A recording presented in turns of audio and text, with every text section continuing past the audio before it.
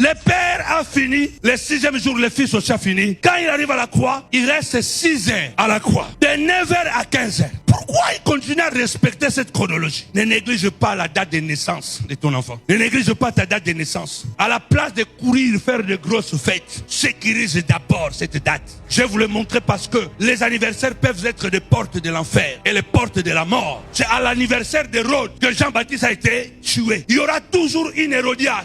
Le jour de ton anniversaire. À l'anniversaire de Pharaon, les chansons ont été rétablies et les panétiens ont été décapités. Attention, les dates des anniversaires, ce sont des dates à ne pas jouer. Parce que l'astrologie est toujours présente. Parce que c'est les dates les plus importantes. Il reste à la croix 6 heures. Mais il parle 7 fois.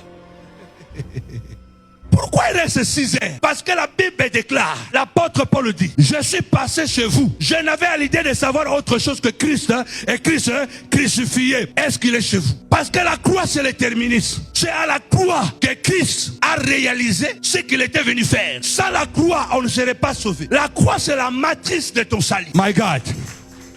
La croix, c'est la matrice. C'est pourquoi la croix, quand il guérissait les malades, quand il nourrissait les affamés, quand il marchait sur les eaux, c'était la préparation. Il préparait le terrain. Mais le vrai boulot était à la croix. Il a dit respecter la chronologie de la création. C'est une genèse. La croix, c'est la genèse. C'est le commencement. Et Jésus est venu recommencer. Les 6 heures de la croix, chaque heure représente un jour. À la croix, il a réparé lundi. Il a réparé mardi. Il a réparé mercredi. Il a réparé jeudi. Il a réparé vendredi. À la croix, il a réparé samedi. Et dimanche, il s'est reposé. Une heure. Chaque jour quand tu te réveilles, sache-le bien que le Seigneur a déjà tout payé. On n'est plus redevable. Ton lundi est payé, ton mardi est payé. Et c'est cette fois, pendant 6 heures, il parle 7 fois. La première parole, Père, pardonne-les, car ils ne savent pas ce qu'ils font. Il commence par pardonner l'humanité qu'il est venu sauver. La deuxième parole, Fils, voici ta mère. Femme, voici ton fils. Même à la croix, il respecte la chronologie. Troisième parole, la Bible dit, les brigands repentants, Seigneur, souviens-toi de moi. Quand tu viendras dans ta gloire, il a regardé son ami, il a dit, mais non, nous méritons ce que nous recevons. Mais lui, sans sang, il n'a rien mérité de tout ça. Il regarde Jésus et dit, Seigneur, souviens-toi de moi. Quand tu viendras dans ta gloire, Jésus le regarde. C'est la troisième phrase, la troisième parole. Aujourd'hui, pas demain. Celui qui décide dans ta vie peut dire, aujourd'hui, tu es guéri, tu es guéri. Aujourd'hui, tu es délivré, tu es délivré. Aujourd'hui, tu es élevé, tu es élevé. Il dit, aujourd'hui, tu seras avec moi au paradis. C'est la troisième parole que Jésus prononce. C'est la grâce. La quatrième parole, c'est la parole la plus difficile. Écoutez le mystère. Je vous habitais de nouvelles choses. Vous ne savez pas que le Père était avec le Fils à la croix. Mais le Père est resté jusqu'à 11h59.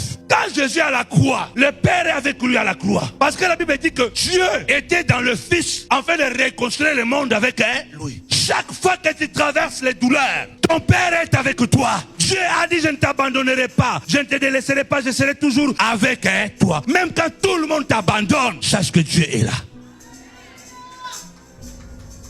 Tu ne savais pas que Dieu était aussi à la croix avec le Fils. Mais à 11h59, Dieu est parti. Parce que ce Dieu infiniment saint ne peut pas se mélanger avec le péché. Il a laissé le Fils qui était devenu chair, qu'il se charge de sa croix. À 11h59, le Père est parti. La quatrième parole, Eloi, Eloi, lama sabachthani. Mon Père, pourquoi m'as-tu abandonné? Parce qu'à 9h il était là, à 10h il était là, à 11h il était là, à 11h30 il était là, à 11h49 il était là, mais à 11h59 le Père est parti. À 11h59 le Père est parti. Parce que c'est à ce moment-là que Jésus devait devenir péché. Qu'est-ce que la Bible dit? Il a porté nos péchés. Où? À la croix. Ce n'est pas quand il prêchait là, quand il guérissait les malades. Non. Il avait porté le péché quand il était monté à la croix. Il avait porté le corps du péché quand il est né. Mais il était 100% parfait. Pendant sa marche, il était parfait Dieu, parfait homme. Quand il guérissait, quand il ressuscitait Lazare, il n'avait aucun péché sur lui.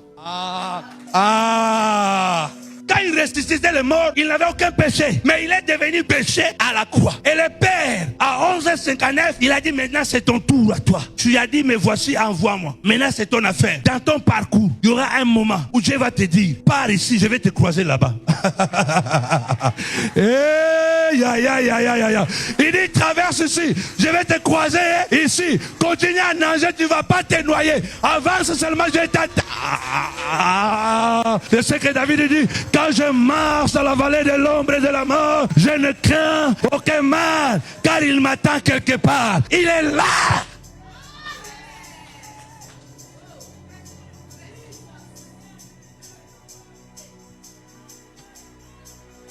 Quatrième phrase.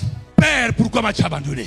Mais marqué, le Père est parti. C'était pour la première fois de sa vie que Jésus se retrouve sans son Père. Il a toujours dit, le Père est en moi et je suis dans le Père. Ce que je fais, ce n'est pas moi qui le fais. C'est le Père qui le fait. Mais à midi, il est resté seul. Au lieu de s'arrêter, il parle encore. J'ai soif. La cinquième parole, j'ai. Quelqu'un a dit, quel que soit le problème, mange d'abord. Oh. Quel que soit le problème, mon fils, mange d'abord. Parce que tu ne sais pas combien d'heures tu vas, combien de jours tu vas faire sans manger. Quel que soit le problème, ma fille, mange d'abord. Quel que soit que le Père est parti, il est resté seul dans la douleur, dans la honte, mais il a encore soif. Je vous raconte une anecdote. Mon père a été trahi par son meilleur ami. Et quand on est venu l'arrêter, à Kin, on est venu l'arrêter, donc maman avait servi la table. Donc papa vaniga bandagolia, papa s'assoit pour manger les militaires de Bolozi. Bon, vous êtes des enfants. Les vieux comme moi, ils savent. Et les vieilles comme moi. Vous connaissez Bolozi, non? Les militaires de Bolozi sont venus. Ils l'ont attrapé comme un voleur. Papa, il va comme ça, regarde le foufou qui est resté. Quel que soit le problème, mange, bois. Parce que le chemin est long. Faut pas continuer à te plaindre. Oh, je mange d'abord. Parce que peut-être tu feras 40 jours sans manger, sans boire. Mais tu dois d'abord manger. Fais la réserve. Quand papa est sorti de la prison, je vous épargne tous les détails. On s'est retrouvé au village. Toute sa vie. Quand on met la nourriture à table, il commence à manger. Il perdait plus le temps. Donc, que vous soyez là ou pas, moi je commence à manger. Je ne vais pas traîner parce que je ne sais pas ce qui va se passer après. Cinquième parole, j'ai soif. J'ai soif de continuer. J'ai soif d'avancer. Je dois boire et continuer à prier pour ma famille. Je dois boire et continuer à intercéder pour la maison. Je dois boire et continuer à intercéder pour la destinée de mes enfants. Je dois boire. Sixième parole, tout est la corrélation avec Genèse chapitre 1, le 6e jour, c'était bon. Et ensuite c'était très bon. Tout est accompli. Le travail est fait. À la 6e, il a parlé des faux. Tout est. Parce que c'était à la croix où il a effacé les actes dont les ordonnances nous condamnaient. C'était à la croix. Ce n'est pas quand il guérissait les malades. C'était à la croix où il a écrasé la tête des serpents. Genèse 3, 15, c'est accompli où? À la croix. Est-ce que je parle à quelqu'un? Tout est. C'était à la croix. La croix, c'est le terminus. Exactement comme le Père. La 7e phrase, c'est le repos. La Bible dit, le 6e jour, Dieu dit, c'était très bon. Et Dieu se reposa le 7e jour. Regarde la dernière parole. Père, entre tes mains. Le repos. Père, entre tes mains, je remets mon esprit. Moi j'ai fini. Je me repose dans ton sein maintenant. La résurrection, ce n'est pas mon problème. Même si je ne te vois pas, je ne t'entends pas, je ne te sens pas, mais je te fais confiance. Parce que je suis sur la bonne trajectoire. Parce que je suis à la croix. Mon frère, ma soeur, là où tu es en train de pleurer, dans l'humiliation, dans le mépris, dans le blocage, c'est là où Dieu est en train de préparer la résurrection, la restauration. Fais-lui confiance. Il a dit, je ne te vois pas, papa. Je ne t'entends pas. Mais je te fais confiance. Je remets mon esprit entre tes mains. C'est le repos. C'est le repos. Je déclare qu'une nouvelle naissance aura son impact dans ta vie. Aura son impact dans ma vie. Le problème de la résurrection, ce n'est pas mon problème. Le succès, ce n'est pas mon problème. Je ne cours pas derrière le succès. Je ne cours pas derrière la réussite. Je dois faire mon travail. Parce que la Bible déclare quoi? Il appauvrit, il enrichit. Il élève, il abaisse. Il fait mourir, il fait vivre. Travaille seulement. Car il est écrit, je n'ai pas injuste pour oublier ton travail et l'amour que tu as montré pour son nom et les services que tu as rendus et que tu rends encore au sein. Travaille, repose-toi. Le succès, c'est affaire de Dieu. La réussite, ah mon Dieu, mon Dieu, mon Dieu, mon Dieu. Tout Tous ces chiffres, pourquoi je suis parti là? C'est pour te montrer l'importance de numéros. Ta date de naissance, c'est un numéro. La date de naissance de ta fille, c'est un numéro. Il faut apprendre à nos enfants à sécuriser leur jour de naissance. Parce que leurs dates de naissance sont déjà exposées partout.